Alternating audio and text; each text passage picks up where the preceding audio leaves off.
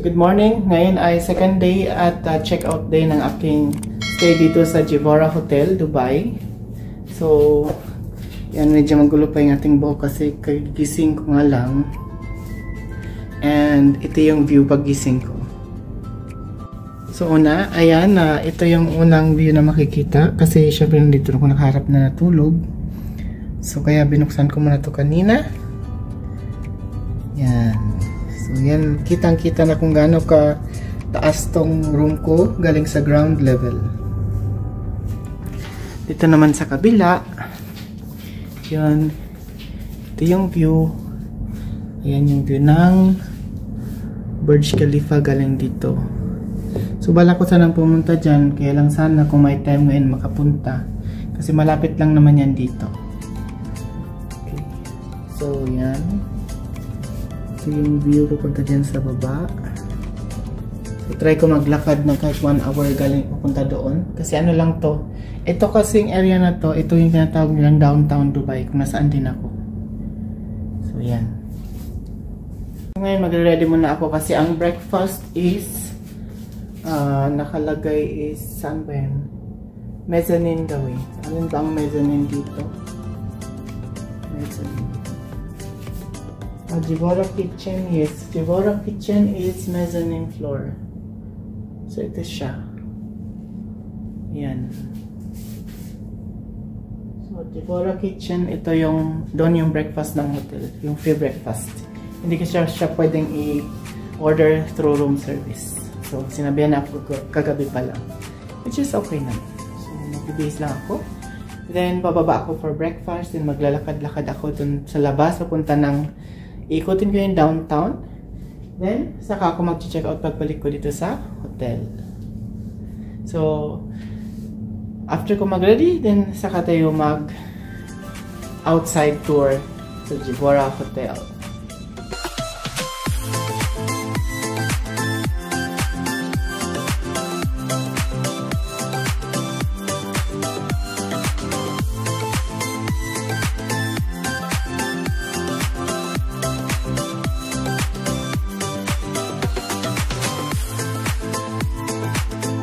So yan, ako ay nagre-ready na para bumaba for breakfast. Kasi pagbalik ko mamaya, it's either dadaan ako ng pool muna bago magbe-breakfast or magbe-breakfast muna bago dadaan ng pool. So alin doon sa dalawang yun na mauuna. Tignan natin. And bala ko kasi pumunta doon sa Burj Khalifa sana kasi kung may oras pa, and kung hindi naman is hindi na lang kasi mag-edit pa ako ng aking video na i-upload for today. Naka-schedule kasi siya,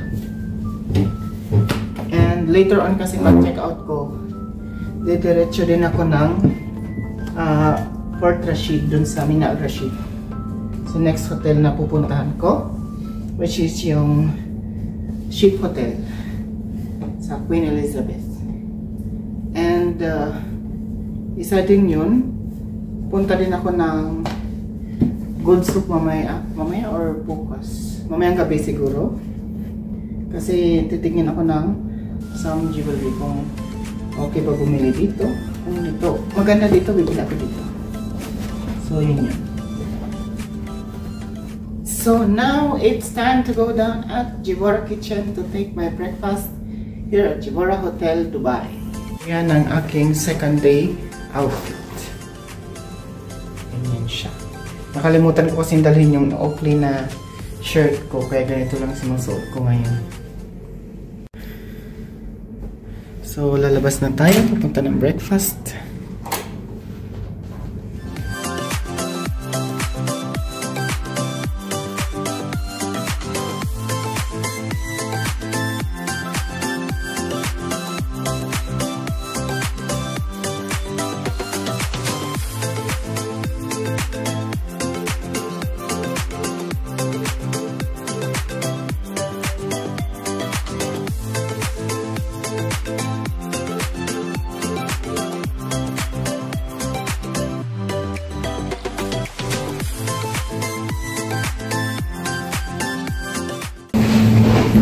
elevator. So, pababa ako ng mezzanine. So, mezzanine daw kasi yung breakfast.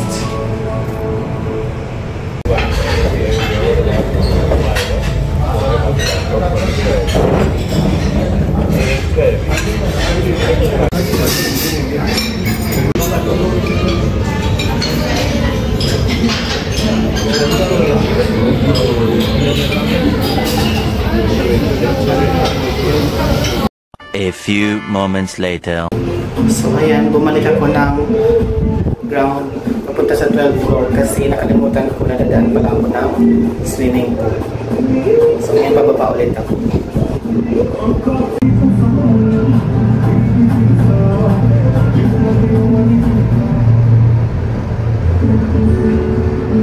So ito yung level 12 kung nasaan yung swimming pool. Ayan siya.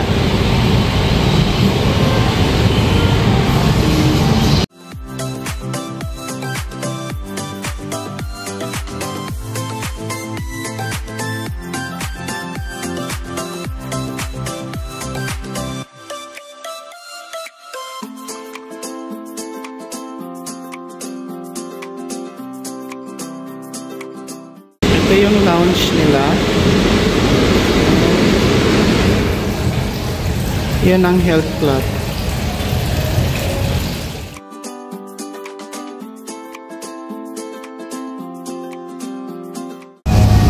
So yan yung pool niya. Ito yung shower.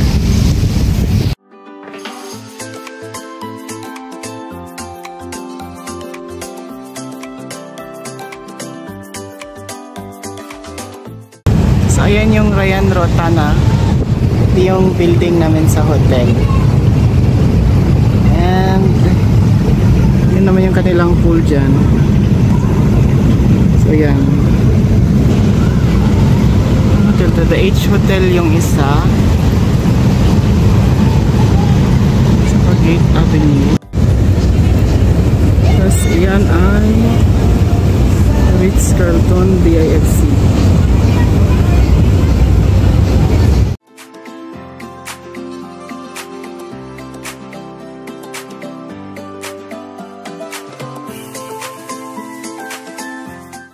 Now I'm going to Queen Elizabeth after this. Yan, so meron siyang overview lounge dito. Sisha Lounge yata ito. Kasi yung part na yan, yung dalawang tower na magkaharap is Emirates Tower yan.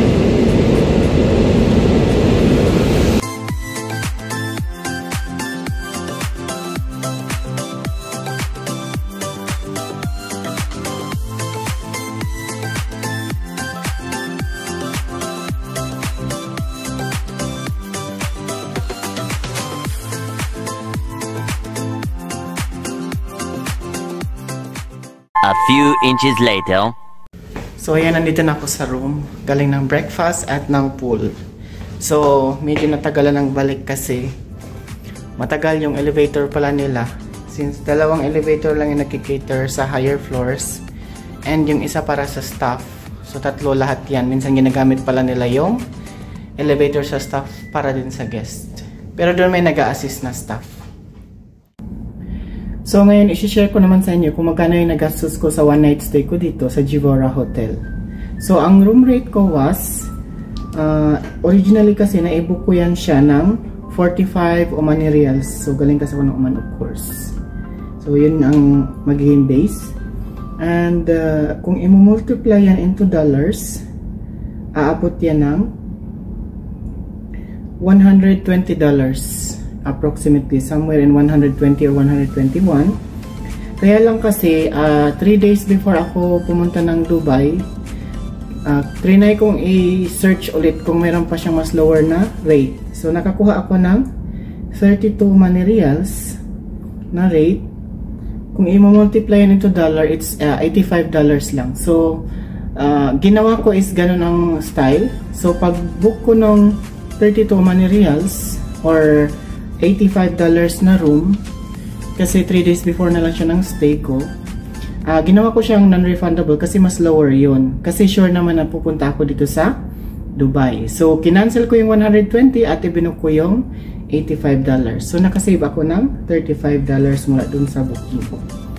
So, ang advice ko dyan is that pwede ka mag-book to hold the price for the meantime, pero dapat meron kang threshold na cancellation period. Kasi ang ginawa kong cancellation period sa una kong booking was 28 of May, kasi ano ngayon, end of May. So, yun ang ginawa ko. Tapos, nung nakakita ko ng lower price, kasi kung sure ka na talaga na pupunta ka sa isang lugar na wala, hindi ka na magka-cancel, ganun ang ginawa ko. So, nag-book ako ng non-refundable, much lower siya. And even kasi yung may cancellation period na, may cancellation guarantee, mababa din kaysa 120 kasi nakuha kong may cancellation for May 29. Ano siya, umabot ng $111. So, mas mababa pa rin. Kaya lang kasi, ang style dyan is that kung saan ka mas makakakuha na mas mababa, yun talaga ang kukunin mo. Guaranteed na ikaw ay tutuloy sa pupuntahan mo. Kasi kung hindi ka tutuloy, huwag ka mag-book ng non-refundable gaya ko.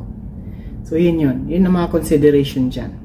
So, dito naman tayo sa kabuuan ng aking gastos sa hotel. So, ang room ko was booked for $85. And, yung food ko sa hotel, kasi dinner lang ang nakuha ko dito. Hindi ako nag-lunch dahil na-late nga ako ng dating dito sa hotel din. At saka dinner lang naman talaga ang dating ko dahil ang dating ko was supposed to be 7 o'clock. So, nalita ko ng 1 hour.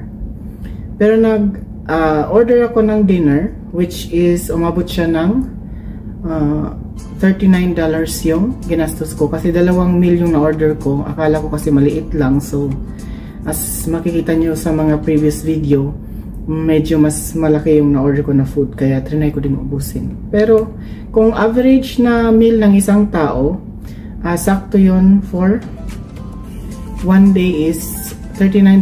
Around that, ilagay na natin na $50 yung 1 day na food. From lunch and dinner, at saka may snack ka ng kasama. Dito yun sa loob ng hotel. So, ang i-expense mo dito for the hotel itself, kasi free breakfast na siya. So, 85 yung room ko, plus 50 yung sa food. So, $135. Meron ka ng set of meals, kasi yung breakfast is free, sa isang one-night stay dito sa Jevora Hotel. So, yun yung kagandahan doon kapag naipaplan ng maayos yung pag-book ng mga hotel or areas kung saan ka mag-i-stay. So, ganun ang ginagawa ko kasi, binabalance-balance ko yan kasi hindi ka pwedeng mag-overspend din. Hindi ka naman pwedeng mag-limit sa iyong spending. So, dapat regular talaga kasi para ma-enjoy mo yung stay mo sa isang hotel. So, yun yung sa akin. Yun yung advice ko sa mga gusto mag-book. Kasi nga, kaya ako napupunta sa mga hotel din kasi nga, gusto ko rin makita at gusto ko makakita ng mga new technologies na ini-implement nila since nasa hotel din ako nagtatrabaho and yan din ang mga discussion kasi namin sa work kung ano yung mga bagong technologies na ini-implement ng iba-ibang hotel sa iba-ibang panig ng mundo. So, ngayon ay magpe-prepare na ako din for checking out kasi papunta ako sa kabilang hotel na pag-check-in ko later around 3 o'clock sa Queen Elizabeth naman doon sa Port Rashid.